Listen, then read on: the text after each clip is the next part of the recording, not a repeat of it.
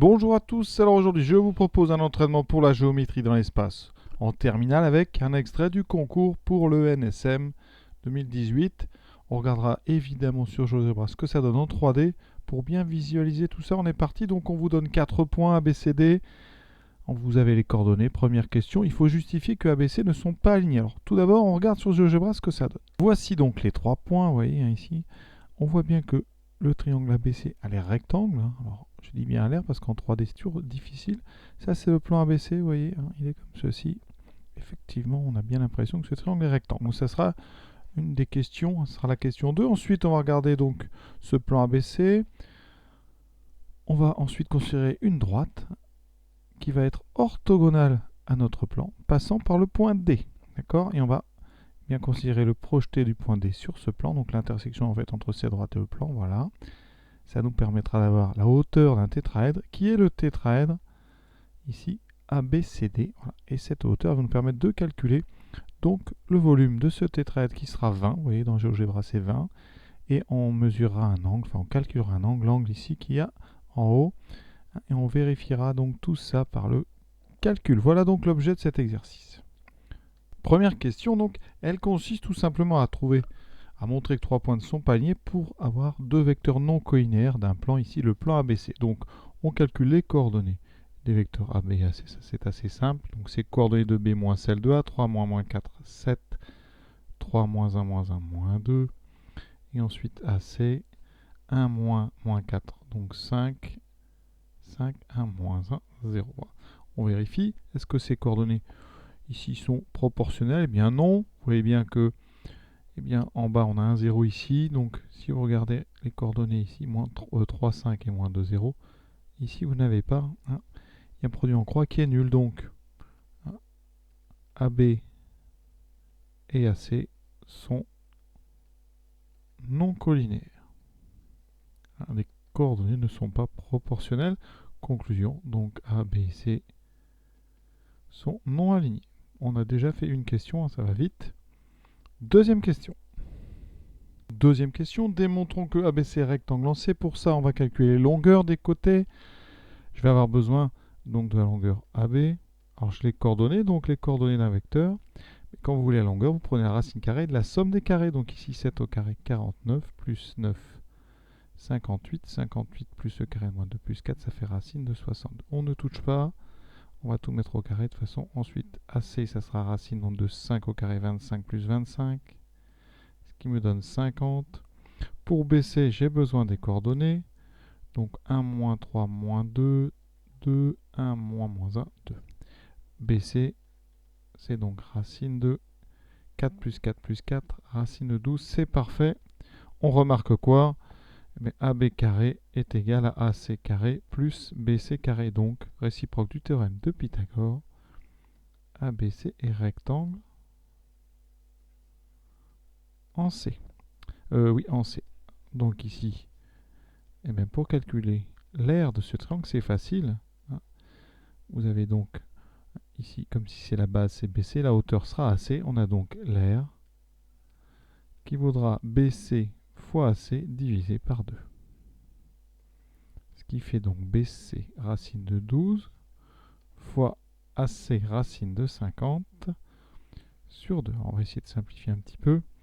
Alors 12, on peut sortir 4, ça fait donc 2 racines de 3.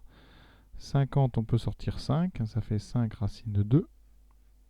On simplifie par 2, il me reste donc 5 racines de 6.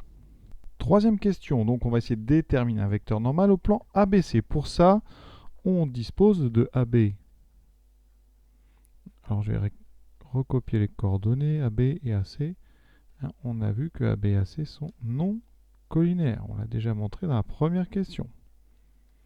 Pour qu'un vecteur soit normal à un plan, il faut qu'il soit orthogonal à deux vecteurs non collinaires du plan ABC. Donc n orthogonal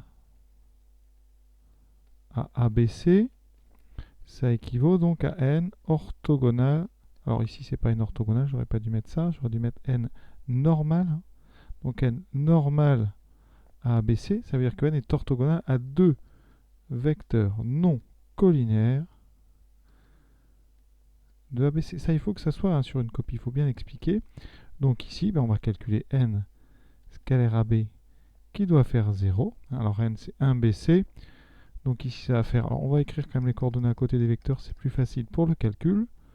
1BC, AB, c'est 7, 3, moins 2. Donc une fois 7, 7, on fait xx' plus yy', plus 3b moins 2c plus zz' égale 0. Et on fait pareil avec le deuxième vecteur non collinaire qui est ici AC. On aurait pu prendre BC aussi.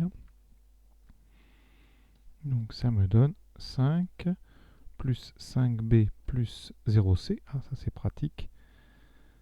Ça donne 0. Donc on a ici, vous voyez, deux équations avec B et C. De la deuxième, on en déduit que B est égal donc à moins 5 sur 5 moins 1. Ensuite, moins 2c, on va aller doucement, ça fera moins 7 moins 3b. Conclusion, donc ici, moins 7 moins 3b, ça fait moins 7 plus 3, ça fait moins 4. J'obtiens c égale 2, b égale moins 1. Donc, le vecteur que j'ai trouvé, c'est le vecteur de coordonnées 1, moins 1, 2. Et on va faire l'exercice avec.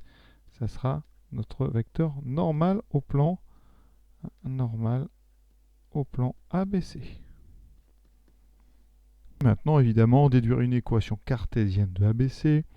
Donc, notre vecteur normal, on l'a. On a 1, moins 1, 2.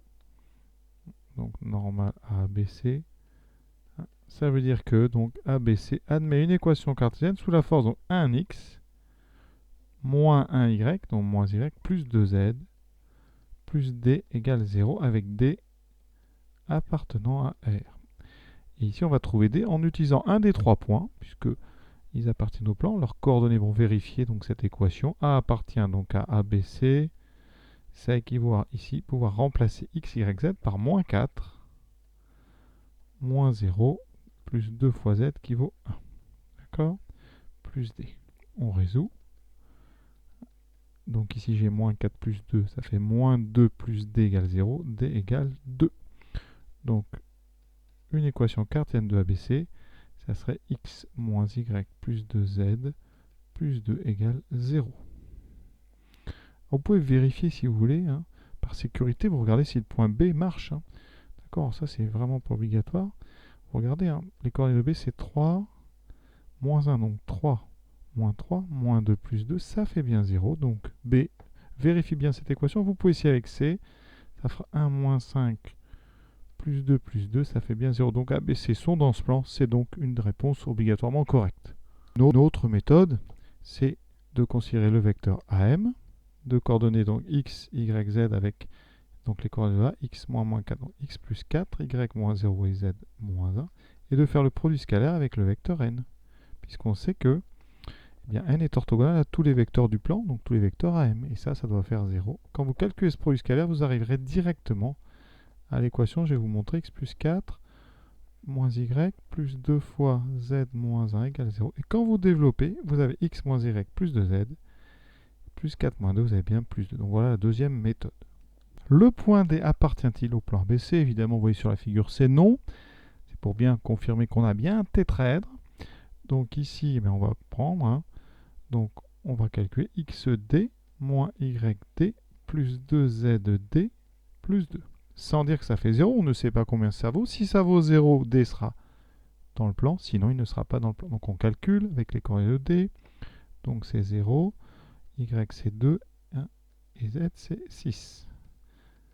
Ça fait donc, les deux s'annulent, il me reste 12, qui est différent de 0. Donc, D n'appartient pas au plan ABC. On va donc pouvoir considérer ce tétraèdre et essayer de calculer son volume. Alors que vous comprenez bien ce qui se passe. Maintenant, on a notre tétraèdre, vous voyez, et on va essayer de calculer la hauteur de ce tétraèdre. La hauteur, on projette donc D sur le plan ABC, qui forme la face ABC, et la hauteur, ça sera la longueur DH. Donc j'ai besoin de trouver une équation, une représentation paramétrique de cette droite, et ensuite de faire l'intersection de cette droite avec le plan ABC dont je viens de trouver une équation cartésienne. Comment trouver une représentation paramétrique? D'abord, il faut connaître son cours. Il faut avoir un point, la droite. Donc D de coordonnées 0, 2, 6 appartient à la droite. Et ensuite, comme cette droite elle est orthogonale à ABC, N, Le vecteur 1, moins 1, 2 est un vecteur directeur de cette droite, puisque c'est un vecteur normal du plan, il dirige la droite qui est orthogonale à ce plan. Et donc la représentation paramétrique, elle est directe. Vous mettez les coordonnées d'un point, donc 0, 2, 6, on n'en a qu'un, et le paramètre, donc t, moins t, plus 2t. Les coefficients du paramètre, ce sont les coordonnées de mon vecteur directeur. Et ici, on précise t appartenant à R. Donc voilà la représentation paramétrique de notre droite D. Question suivante, tout à fait logique, déterminer les coordonnées du point d'intersection de D et de ABC. Pour ça, on va résoudre un système. Ce système, il est composé de notre équation cartésienne et des trois équations qui composent notre représentation paramétrique.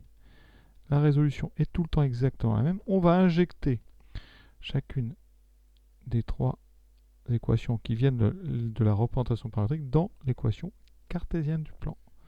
Et vous n'aurez comme ça plus qu'une équation en Z. En T, pardon. Donc vous voyez, ça va donner donc ici X, donc c'est T, moins Y, moins 2, moins T, plus 2 fois Z, ceci, donc plus 2 égale 0. On résout cette équation. Alors ça peut prendre un petit peu de temps, donc on va regarder. T moins 2 plus T plus 12 plus 4T plus 2 égale 0. T plus 4T, 6T. Ici, ça égale 12, donc 6T égale moins 12. T égale moins 2. Donc, T égale moins 2. X vaut donc moins 2. Y vaut donc 2 moins 2. Ça fait 4. Et Z vaut 6 plus 2 fois moins 2, donc 6 moins 4, ça fait 2. Donc, les coordonnées de notre point d'intersection H, c'est moins 2, 4 et 2. Vous voyez que ça va vite. Cinquième question. Petit a, distance, longueur des H plutôt. Donc, D, c'est 0, 2, 6. H, on a trouvé moins 2, 4, 2. Je calcule les coordonnées de DH. Moins 2, donc on commence par H, moins 2, moins 0, moins 2. 4 moins 2, 2. 2 moins 6, moins 4. Donc DH, ça sera racine de moins 2 au carré, donc 4 plus 4 plus 16, ce qui fait racine de 24. 24, c'est 4 fois 6, donc on peut sortir 2. C'est donc 2 racines de 6. Donc, on a l'air de ABC qui vaut 5 racines de 6. DH, on vient de trouver 2 racines de 6. En déduire le volume du tétraèdre ABCD. Alors ici, on sait donc que H appartient à ABC. Ensuite, DH est orthogonal à ABC. Donc, de ces deux choses-là, on en déduit que DH est la hauteur avec ABC comme base. Le volume d'un tétraèdre, il faut connaître la formule. Volume d'un tétraèdre. Alors un tétraèdre comme ça, c'est une pyramide. Donc c'est toujours la même formule, c'est base fois hauteur divisé par 3. Ça sera valable pour toutes les pyramides, quelle que soit la face, la base. S'il y a une base triangulaire à 4 côtés, 5 côtés, etc., ça fait base fois hauteur sur 3. Donc ici, la base, c'est donc, je vous ai dit, ABC. Donc R de ABC, c'est donc 5 racines de 6, qu'on a trouvé au début, fois la hauteur, je vous ai dit 2 racines de 6, on divise par 3. Ce qui donne, alors d'après GeoGebra, on doit trouver 20. Donc ici 2 fois 5, 10. Les 2 racines de 6 donnent 6 sur 3. On simplifie par 3, il reste 2 fois 10, il reste 20. C'est parfait. Dernière question, calcule une mesure de l'angle ADB.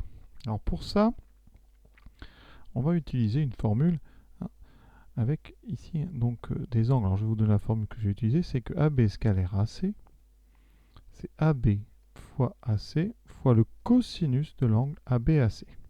Cosinus de l'angle orienté. Donc ici, si j'applique ça, je vais appliquer ça avec le point D, puisque je veux l'angle ADB. Donc ici, j'ai DAB. Je vais donc, ici, j'ai mes deux vecteurs, c'est pas très bien représenté ici, voilà. Je vais donc calculer DA scalaire DB. Ça doit me donner donc DA fois DB fois le cosinus de l'angle DA DB. Et ce cosinus de l'angle DADB, c'est justement, donc ça, c'est le cosinus de l'angle ADB. Donc j'ai besoin de DA, de DB, des longueurs, donc il y a un petit peu de calcul, mais rien de compliqué. Alors le vecteur DA, donc comme d'habitude on va aller tout doucement.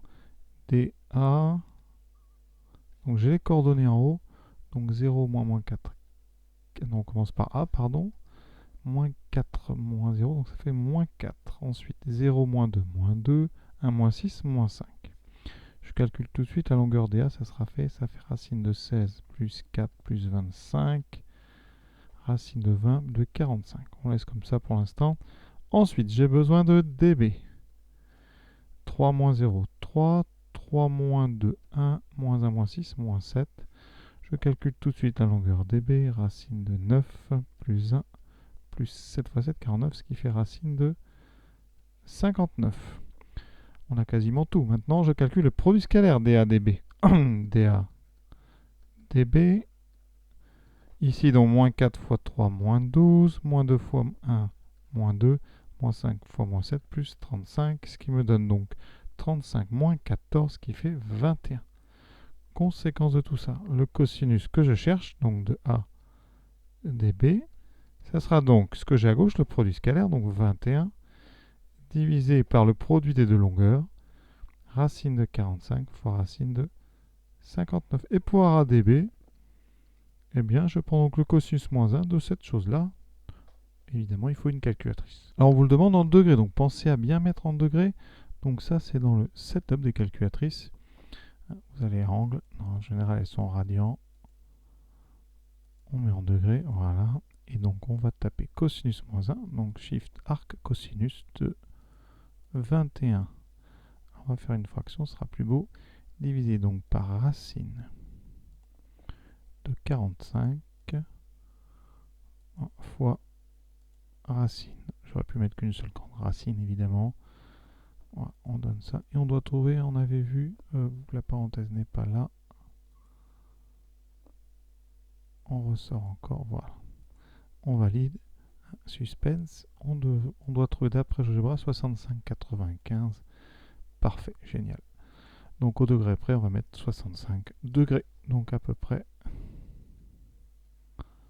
65 degrés. L'exercice est terminé. Pour tous ceux qui sont intéressés, je mettrai, si vous voulez, le fichier GeoGebra en pièce jointe. Comme ça, vous pourrez regarder un petit peu tout seul avec ce beau logiciel. Je vous souhaite une bonne fin de journée à tous. À bientôt.